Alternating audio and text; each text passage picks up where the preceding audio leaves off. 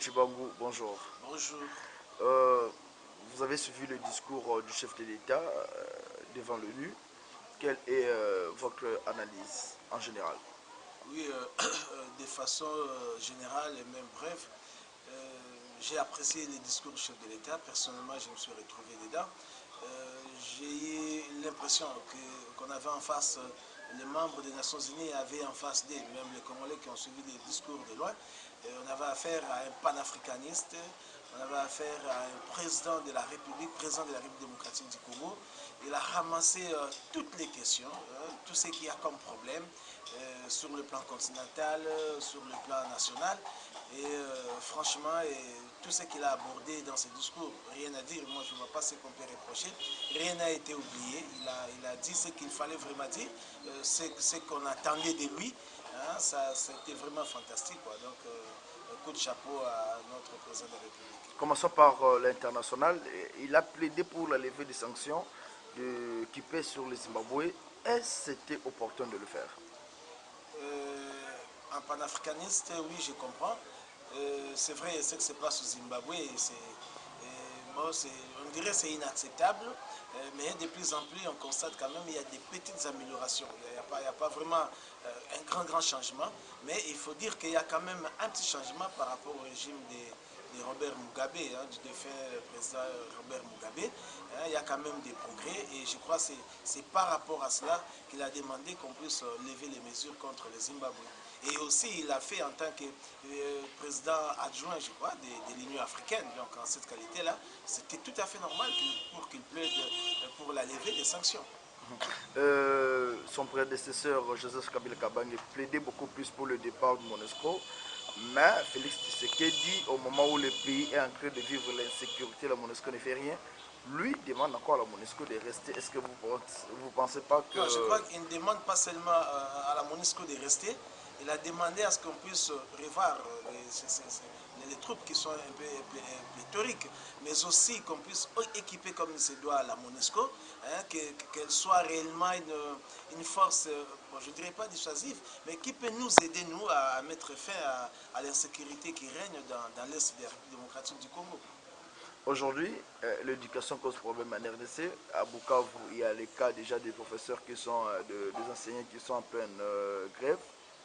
Est-ce que vous pensez la gratuité de l'enseignement, comme le président lui-même l'a prôné pour dire que c'est déjà effectif, sera vraiment le cas d'ici la fin de l'année? Moi, je dirais que d'abord, la gratuité est une exigence constitutionnelle.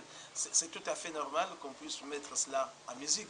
Je crois, j'ai fait l'interview il y a quelques temps, moi-même j'étais un peu hésitant, parce que je voyais comme si toutes les conditions n'étaient pas réunies pour y arriver.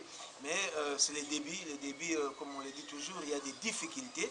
Je crois qu'au fil du temps, hein, au fil du temps, vous verrez, même l'année qui commence, si pas cette année, on aura des perturbations, ça c'est vrai, mais l'année suivante, je crois que ça sera bien fait, quoi. Donc ça sera bien organisé. Mais quand le chef dit qu'il doit savoir cette gratuité, et puis il maîtrise hein, beaucoup de choses que nous, il a beaucoup d'informations que nous n'avons pas, c'est qu'il sait que réellement l'État dispose des moyens pour y arriver. La RDC aujourd'hui, même si on disait qu'il n'y a plus de président politique, nous avons le cas de Mike Mukebai, le cas du général Gédéon qui n'est pas encore résolu. Est-ce que vous ne pensez pas que le président est en train d'aller un peu trop à besogne?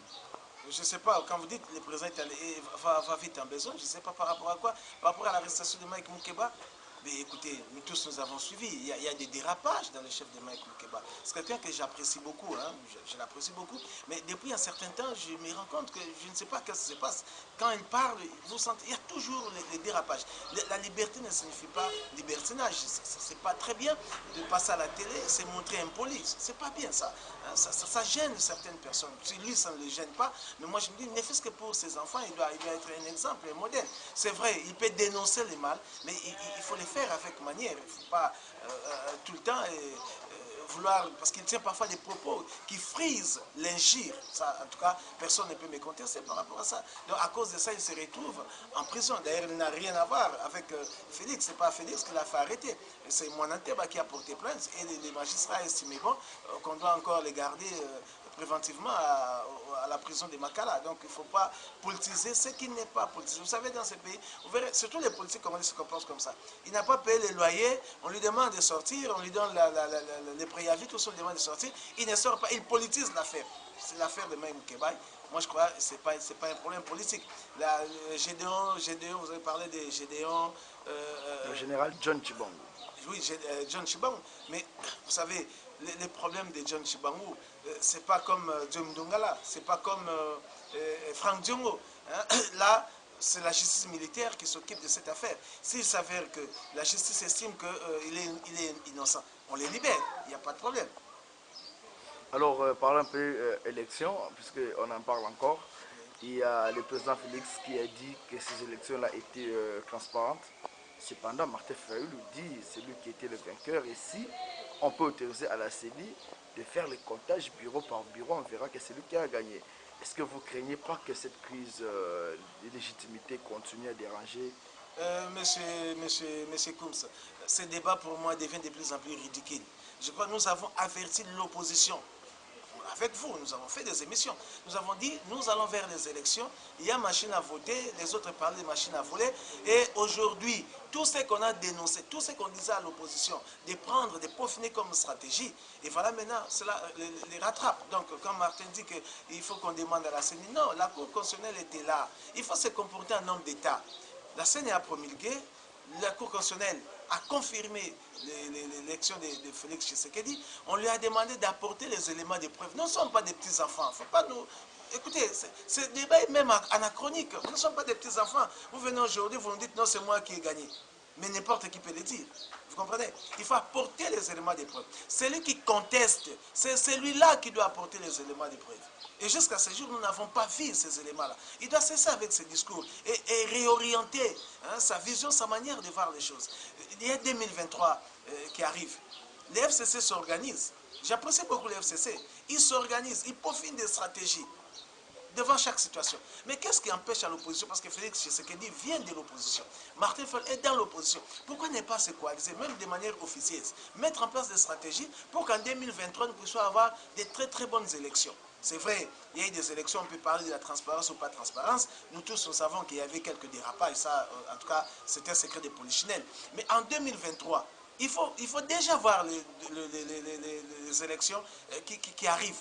Qu'est-ce qu'ils doivent faire pour renverser la tendance au niveau du Parlement? C'est vrai, ils ont déjà, les présidents viennent de l'opposition. La majorité au niveau du Parlement, c'est les FCC. Qu'est-ce qu'ils doivent faire? C'est le moment de peaufiner des stratégies au lieu de continuer avec des discours anachroniques.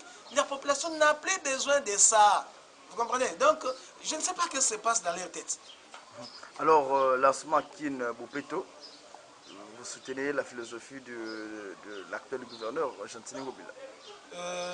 Moi, je ne sais pas, mais seulement je dis ceci. Avant le 24 avril 1990, le jour que Mobutu a tenu son discours pour instaurer la démocratie, la saleté a commencé à partir de ce moment-là. Parce qu'avant cette date, il y avait un salon obligatoire chaque samedi. Et si vous ne faites pas ce salon-là, vous allez payer des amendes. Et on avait constaté à cette époque-là, la ville était quand même propre. Et depuis qu'on a abandonné le système, et les gens ont dit, bon, nous sommes libres, ils peuvent ne pas faire. Et c'est ça qui nous a conduit dans cette situation. Donc, si on doit restaurer ce qui s'était passé, moi je crois que ça serait une très bonne chose. Donc, on doit obliger maintenant aux gens de faire les salons chaque week-end. Vous vous rendez compte? On construit les macadams, on construit les caniveaux, les gens ils jettent des immondices dedans. Pour crier plus tard, oh papa, mon consulté là, biso macambo. Non, mais s'il y a une contrainte, parce que j'ai finalement compris que les Congolais comprennent les choses dans ce sens-là. Il faut qu'il y ait une contrainte. Nous l'avons vu, quand Mosé est venu, il a dit, plus question de 2 personnes dans un taxi, occuper le siège d'avant. Et c'est resté jusqu'à ce jour. Pourquoi ça a réussi? Parce qu'on chicotait, même si dans certains coins, cette pratique-là continue. Mais on chicotait les gens. Et les gens ont compris, on ne peut plus continuer. Donc, les Congolais, sans la contrainte, sans cela, cette opération-là, Kin Bopeto, ne donnera pas de résultats escomptés. Et les gens doivent comprendre que la salubrité, ce n'est pas seulement l'affaire du gouverneur, c'est l'affaire de tous. Parce que là, il y a la santé publique qui est concernée.